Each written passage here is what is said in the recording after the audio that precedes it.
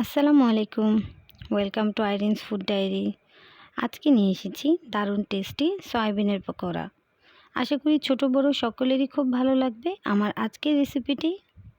যারা যারা আমার চ্যানেলটি এখনও সাবস্ক্রাইব করেননি, প্লিজ আমার চ্যানেলটি সাবস্ক্রাইব করে নেবেন আর পাশে থাকা বেল আইকন বাটনটি অন করে নেবেন, যেন আমি নিত্য নতুন রেসিপির ভিডিও ছাড়ার সাথে সাথেই আপনার কাছে নোটিফিকেশন চলে যায়।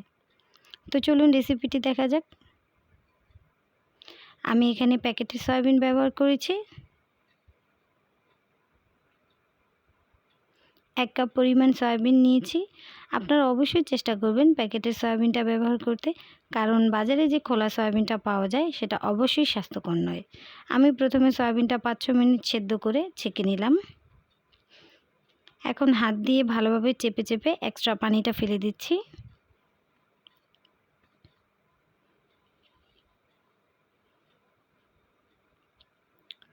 একটু খেয়াল করলেই বুঝতে পারবেন যে আমি কিভাবে পানিটা ঝরিয়ে নিচ্ছি।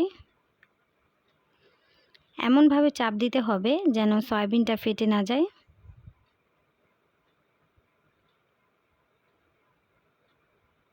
এখন সয়াবিনগুলোতে দিয়ে দিচ্ছি 1/2 টিস্পুন হলুদ গুঁড়ো, 1/2 টিস্পুন মরিচের গুঁড়ো, 1/2 টিস্পুন ধনিয়ার গুঁড়ো, 1/2 টিস্পুন জিরের গুঁড়ো, 1/2 টিস্পুন লবণ, 1/2 teaspoon chaat masala,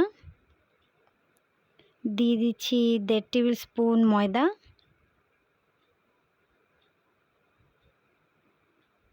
1 table spoon cornflour, সামান্য কিছু কাঁচামরিচ এবং ধনেপাতা কুচি, 1/2 টিস্পুন আদা এবং রসুনের পেস্ট। এখন এগুলো সব হাত দিয়ে ভালোভাবে মিশিয়ে নিচ্ছি।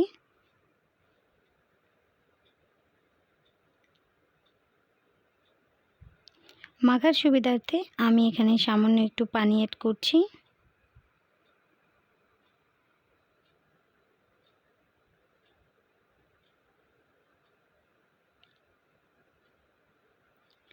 এই তো সয়াবিনটা খুব ভালোভাবে মশলার সাথে মাখিয়ে নিলাম।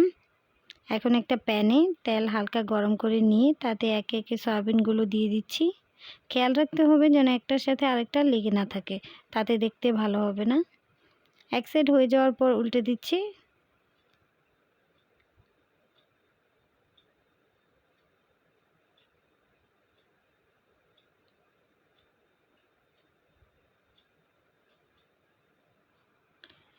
সবগুলো হয়ে যাওয়ার পর আমি তুলে নিচ্ছি।